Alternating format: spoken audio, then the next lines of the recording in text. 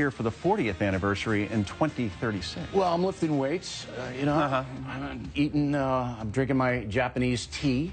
So, Will Geraldo be here in 2036? Geraldo, I can't really divulge this because he's on next, but I don't even think Geraldo will be here next week. Wow, fascinating. About it. Joe Concha, everybody, when we come right back. Reports that some FBI agents are furious that the Bureau went in the tank during the Hillary Clinton email investigation. We'll tell you what we know. Then Carl Cameron at the Trump headquarters tonight with all the breaking political stuff, and that's coming up. Factor, the #1 cable news show for 16 years and counting. Thanks for staying with us. I'm Bill O'Reilly in the Factor Follow-Up segment tonight. As we told you last night in the Talking Points memo, there's growing evidence that the FBI did not aggressively investigate the Hillary Clinton email fiasco. And today, the Wall Street Journal is reporting that the White House got involved with the investigation, trying to cover up some things from Mrs. Clinton. Also, today, writing in the New York Post, Paul Sperry says a number of FBI agents are disgusted with the Bureau's performance. I have been told that as well by some people within the FBI. With us now to analyze Geraldo Rivera. So what do you think of all this? I think that on any other night, you might be right. But I think that the scandal involving Donald Trump and these lewd and obscene statements surreptitiously taped or taped on a hot mic with Billy Bush will, if anything, put the Trump presidential campaign on life support. Let's see how it plays out. I mean, that's speculation. Bill, I trust you, and you trust me to a certain extent. This is the front page story in every newspaper in the world. It will be a front page story in the world. But to cover it fairly, and I think we have tonight with Dana Perino, and we're going to go with Carl Cameron, another thing. To cover it fairly, you basically have to put forth a few facts, and I'm going to get back to the FBI investigation in a moment. And the fact is that Bill Clinton's one of the most popular politicians, according to all the polls in this country. Agreed. And that what Bill Clinton did, all right, makes this look like Shirley Temple. So I'm not sure if the tempo of the country now is personal. I think it's more they're fed up with corruption, they being the folks. Now let's get back to the FBI.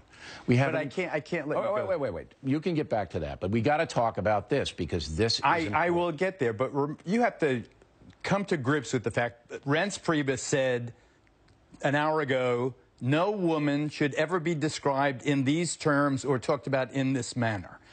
Kirk, the embattled senator in Illinois, has withdrawn his endorsement of Donald Trump. Donald Trump will be embattled. Tonight, they are absolutely in super DEFCON 5 crisis mode in Trump Tower. They have to figure out how to address it. They have squandered, you bring up the FBI and the email scandal and Paul Sperry's article, fine article in the New York Post. Any other night, that would attract some attention, although many people are sick of the email scandal. Bernie Sanders is sick of it. Well, I think it goes beyond that. But in this context, where Donald Trump is using the most lewd, I mean, every curse word you can imagine. Remember, this is a man who has gotten the evangelical vote.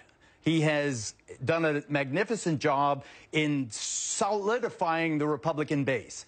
Now he is exposed, revealed on this hot mic situation in a way, Bill, that you can't.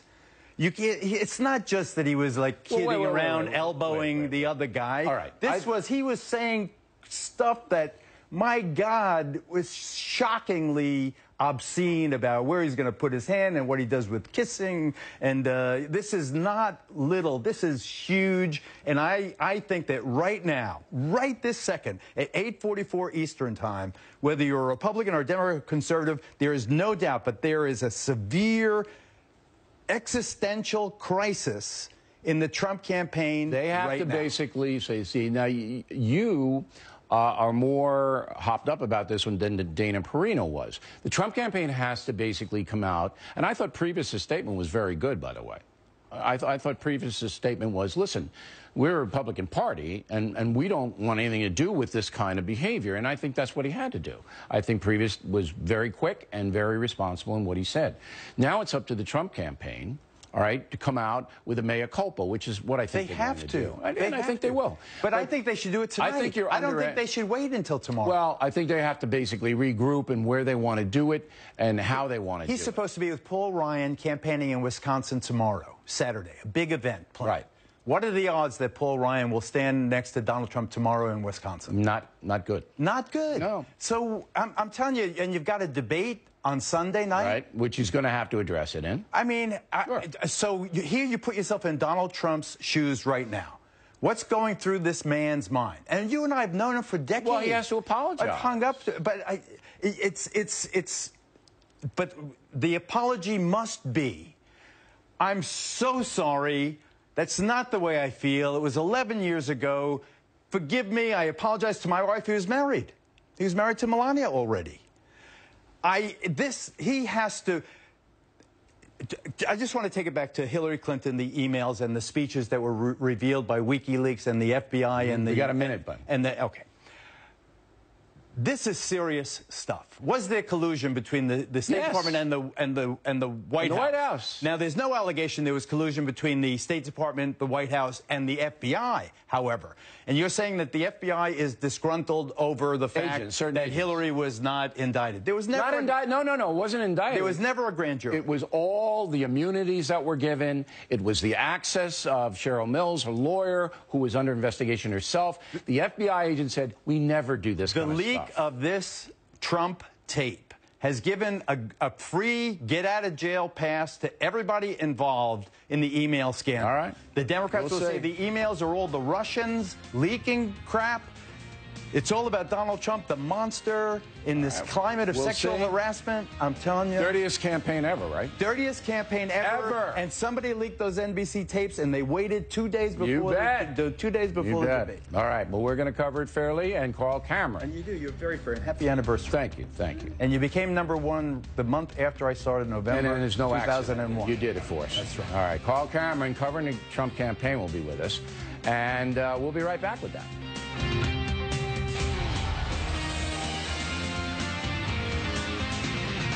Trump.